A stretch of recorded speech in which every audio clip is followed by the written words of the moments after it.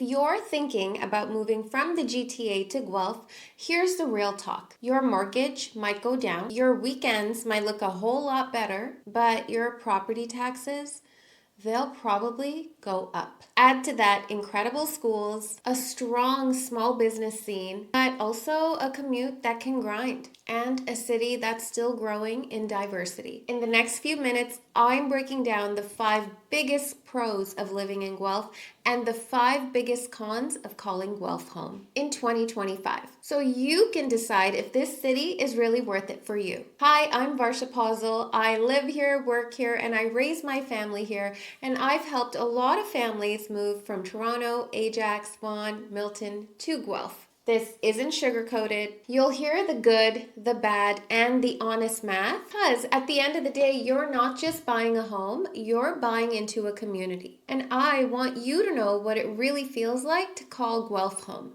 Let's start with the thing most people really want to know: the money. How much does it cost to buy a home here in Guelph?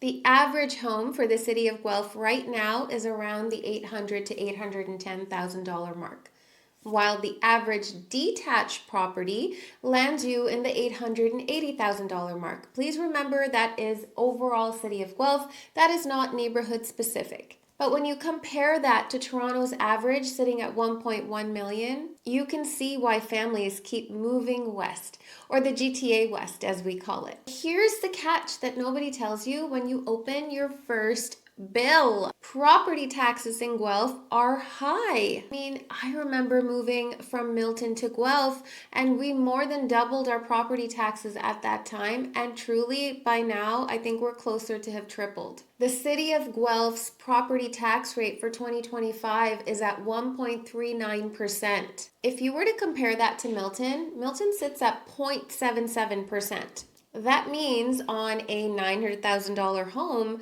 you're paying a difference of thousands in property taxes if you're choosing to relocate to Guelph. So yes, your mortgage might stretch a little bit further when comparing Toronto to Guelph, but don't overlook the tax line. That's real. While that may not be a deal breaker, it is certainly something to budget for before you start shopping in Guelph. Now let's just go a little bit deeper and let's talk about belonging. I don't know about you, but when I moved to a new city, which I've done several times over the course of my life, I'm used to feeling like an outsider, like a fish out of water. Do I even belong here? That sense of belonging is truly important to our human experience here and how we gel and how we feel like the city accepts us. The number one question parents ask me when it comes to school, well, other than how is the school in terms of the education and rating, is will my child make friends? And honestly, yes. Guelph still feels like a city, and truly we've experienced it to be a city where kids still play on the street,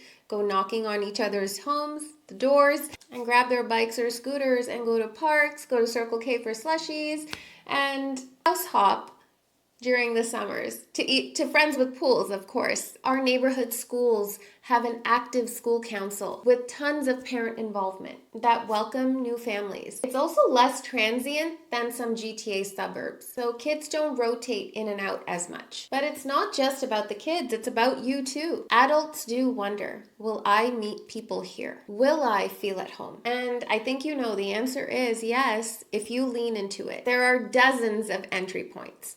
Volunteering at special events, festivals, multicultural events in the city, music festivals, small business mixers, meet and greets with parent council at school, brewery tours, arts and crafts, art on the street, even just chatting with vendors at our farmers market. Side note, the Guelph Farmers Market runs year-round. The flip side, Guelph can feel small, which is just probably ludicrous to say to someone that's been a lifer here in Guelph. You will end up seeing the same people at the gym, at the school lineup, at the grocery store even. For some, that's connection. For others, maybe it can feel a little too cozy. The pro is community. The con is less anonymity. It depends what you need more of. All right, let's give credit where credit is due. Let's go over some of the pros of calling this city of Guelph home. Number one, let's start with schools. Families come here for education. Top-rated schools like Arbor Vista and Westminster Woods are anchors here in our community. High schools like John F. Ross and GCVI have strong reputations. And let's not forget our University of Guelph that is recognized both internationally and nationally for specialized programs. Pro 2, our small business community. This city is packed with independent restaurants, cafes, shops, boutiques. There's real pride here in supporting local, so you don't feel like you're stuck with chain stores. The service is truly personal because they're gonna remember your name when you go back. And I don't know about you, but to me, that makes or breaks my shopping experience. Pro 3, festivals and events. Our Hillside Festival, the Guelph Jazz Festival, our Multicultural Festival. Oh my gosh, there's so many free festivals all year long. And let's not forget anchors like Rib Fest, the Santa Claus Parade. The Downtown Guelph Business Association keeps events running throughout the year. These aren't extras. They're the rhythm of life here. Pro number 4, location. Highway 401 is well under an hour to Toronto Pearson Airport, and it's 20 minutes to Waterloo's Tech Hub, so you're connected to important places that you might need to go to without feeling the grind of living in the GTA. Pro number 5, I think this is a huge one. It's lifestyle. I don't know about you, but the older I get, lifestyle has become a little more of a consideration in my life. And I bet it does in yours as well. Whether it's trails at Guelph Lake, coffee downtown at Red Brick Cafe, a little shopping spree at Miss Mary Mac or If Footwear Boutique, perhaps even taking part in community programs and building your social network. It's a different pace than Toronto, and in a good way. All right, let's switch gears and let's take a look at some of the downsides. Let's be real. Con number 1, housing is still expensive, with detached homes averaging at $880,000 and condos around the $600,000 mark. Cheaper than Toronto?